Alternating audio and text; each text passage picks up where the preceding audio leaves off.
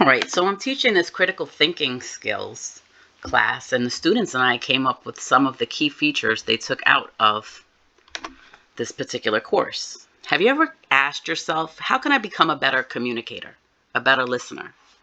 How can I become self guided, self assured, self motivated? How can I think more logically and less emotionally? Basically, how can I become a better thinker, a better decision maker, a better person? Well, the way to do that is to work on your critical thinking skills.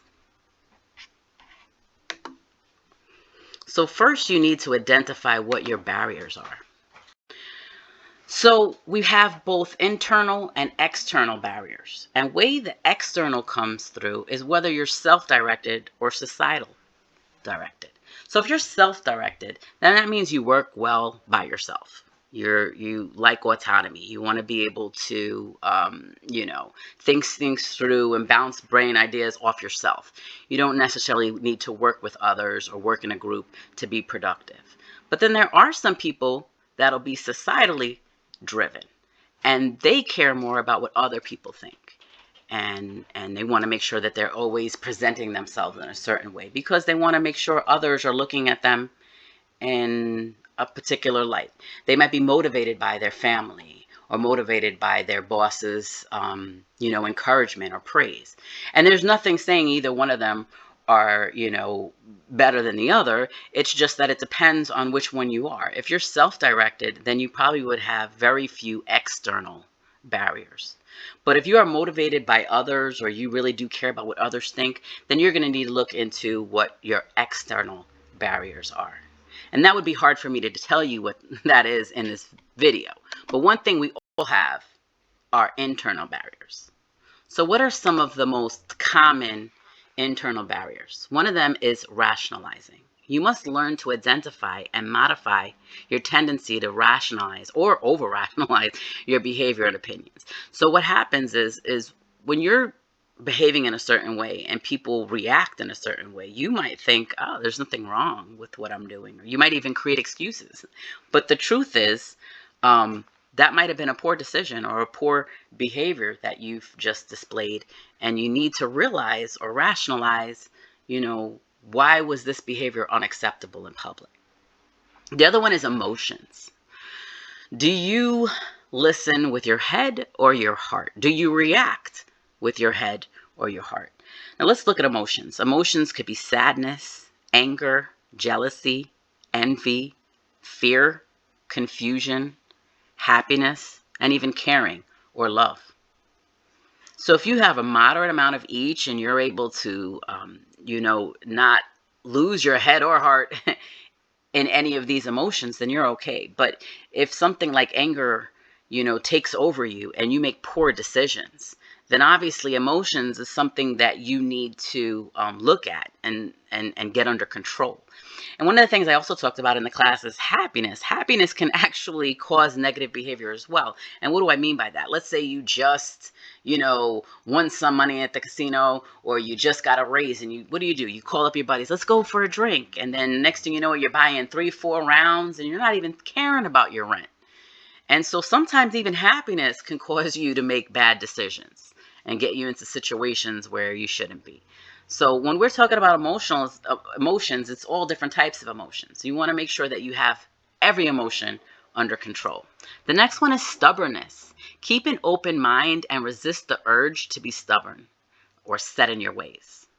Turn the other cheek is actually a sign of maturity and intelligence, not weakness. Sometimes in class, we'll talk about certain situations and students will be like, oop, that would never be me. I would never allow somebody to talk to me like that. And I would say, well, what if the consequences is that you respond in such a way that would have you fired? And oh, well, that's what's going to happen then, because I'm not going to let anyone talk to me like that. Well, sometimes you have to realize that remaining calm and turning the other cheek is the best course of action and dealing with a certain situation later in a more professional manner. You still can get that outcome that you're looking for. Whereas if you quickly, say, nope, I'm not doing that. You're not going to get me to do that. Let's say if it's a training or a particular new change at work, that could lead to you being terminated. So you have to become open-minded. And open-mindedness comes definitely with the next two, biases. So do you have any biases? And they say that most biases are learned from childhood. So you need to make up your own mind. Open your mind and your heart into accepting others' differences. And the last one is time management. You must prioritize your time effectively. I usually go around the room and I ask, are you always late? I do notice a lot of young people in this generation tend to be anywhere between 5 and 30 minutes late to class.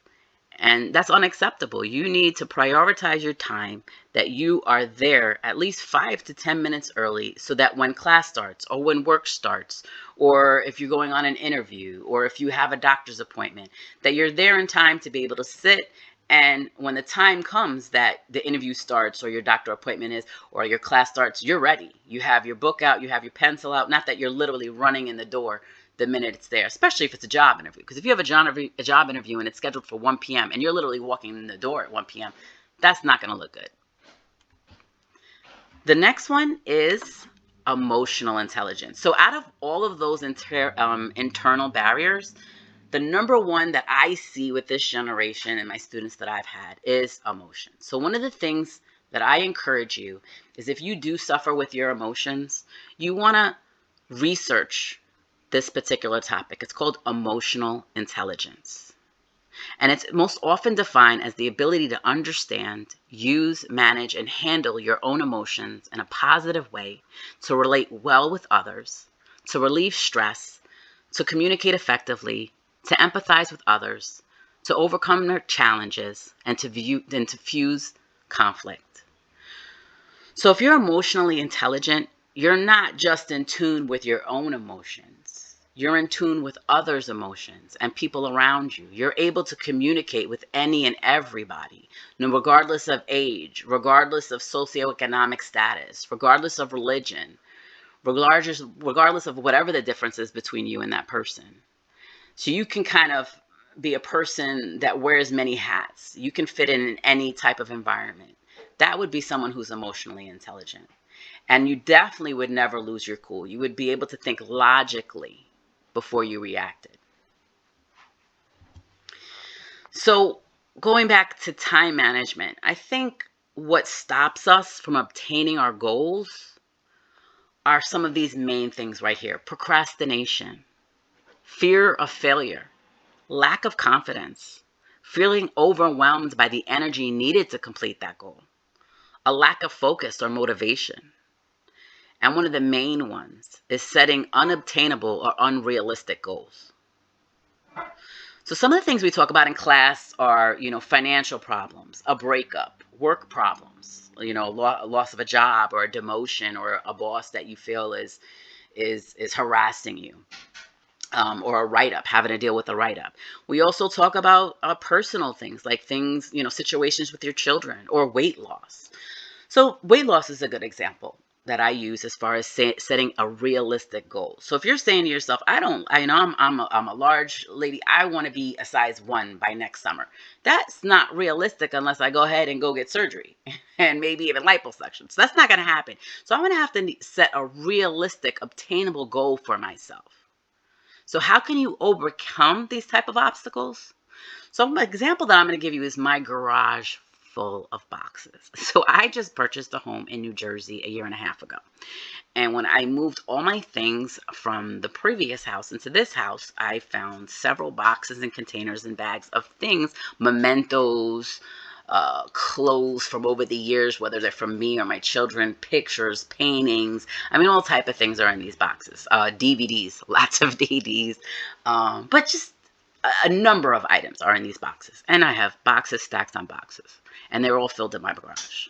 Now, I would say the one thing, talking about all these things up here, that gets me is probably feeling overwhelmed by the energy needed to complete this goal. I obviously need these boxes out of my garage. So there's one little voice in my ear saying, just get a dumpster and throw it all out. But then my heart tugs at me and say, I really want to go through those things. I want to see if there's anything I'd like to leave my kids or, hold on to. There might be something really important in one of these bags or boxes. So I do want to go through all of them. So what I need to do is set an obtainable goal. I need to come up with a plan that includes small time intervals And then I need to remind myself, and out of all the things you listen to in this video, I want you to hear this loud and clear. You can do anything you put your mind to. So I know that I can get those, I can go through every single one of those boxes and I can get that cleared out, let's say in 2 months. If I say every week I'm going to do 2 to 3 boxes. Or maybe, weeks 1 and 2, I do 2 or 3 boxes. Weeks 3 and 4, I have to do 5 to 6 boxes. The more boxes I do, maybe I get a little reward. So you have to come up with some sort of plan and stick to it. If I don't start, it'll never happen. But a lot of times you don't start because you have the fear of failure, or you have the lack of confidence, or you're feeling overwhelmed. Like, that's just too much work. I don't even feel like doing it. So I go into my basement and I go into my garage and I go into my deep freezer, which is in the garage, and I look over and I go, ugh, and I just walk right out. Instead, I need to come up with a plan and I need to get started. And I need to do it now. I'm doing it starting this weekend. The next thing I want to talk about is the 5-step model to decision making. So all of us come across problems and obstacles in life. As I said, one of the things we do talk about in class is financial problems. A lot of people are strapped right now in this economy. So the example I chose to use, that we went over several examples in class, but the one we decided to use was the financial situation. So let's look at this. So here are the 5 normal steps to decision making. Step 1, identify what the problem is. That's pretty easy. Step 2, identify what the causes of the problem is. Now, may not be as easy. It depends on how realistic you are and how in tune you are with yourself. So that's that rationalizing. Are you rational with, are you the root of the problem? Step 3 and 4 is where we look at the critical thinking steps. So step 3 is creating options to solve the problem. And step 4 is to evaluate the best options to solve the problem. And the last one is step 5, implement a solution, monitor effectiveness, and modify selected options if necessary. So here's our example. We only have 2 more slides left. Here's our example. So this is an example of someone who has personal debt problems. So I want to talk first about what situation we are. And this is just reality. Personal debt in America is at an all-time high. And the situation is getting worse. For example, the current population, which is Generation X, the middle age, now we're born in 1965 to 1980. We carry 42% more debt than the previous generation, which is called baby boomers. They're the ones now entering retirement. In the past few years, the COVID epidemic led us into a recent inflation. So we're looking at higher gas prices, higher grocery prices, a surge in the cost of living. There's record high personal debt, and that's plagued Generation X. And therefore, it's going to affect Generation Y as well, which will suffer. We have stagnant wages and a higher cost of living, and then especially for Generation Y, a higher cost of secondary education options, whether it's college or training, trade school. And that's going to leave Generation Y struggling because remember, Generation X, we're in debt, so we can't help our kids, and they're going to have to get loans. So let's look at a situation a young person is dealing with. So we chose Megan. Megan's debt keeps rising. She barely earns enough to pay her rent, car payments, and the minimum interest payment on her credit cards.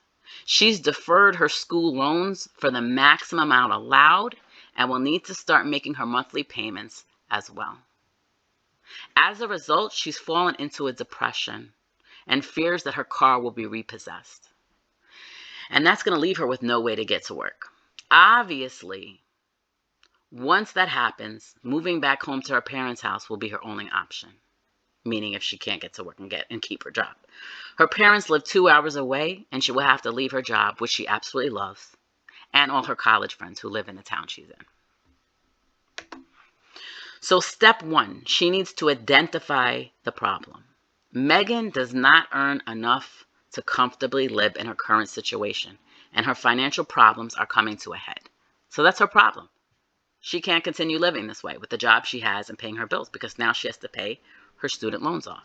She has to start her monthly payment. Step 2, identify the causes of the problem. Well, Megan needs to trace back her debt problem to the root of its causes. Either she's spending more money than she makes, or she's living beyond her means, or she isn't maximizing her earning potential. She needs to make more. She might love this job, but she needs to make more. Step 3, create options to solve the problem. Now remember, that's step 1 in the critical thinking process. So Megan needs to brainstorm on creative options that will alleviate the stressful situation she's in. She can get a second job. She can apply for a better paying position or a promotion at work. She can convert her dining room into a livable space so she can rent out her bedroom to a friend. She can consider state jobs, because many teaching jobs or state positions will say that after you've worked for them for maybe a year or two, they will start to pay off your student loan debt. So these are some of the things that she's bouncing around thinking about. Step number 4 would be evaluate the best option to solve the problem from step 2. So Megan uses her critical thinking skills to evaluate her creative options, and she selected the best top 2 options and compared and contrasted them. And then she made her final choice, and that brings us to step 5.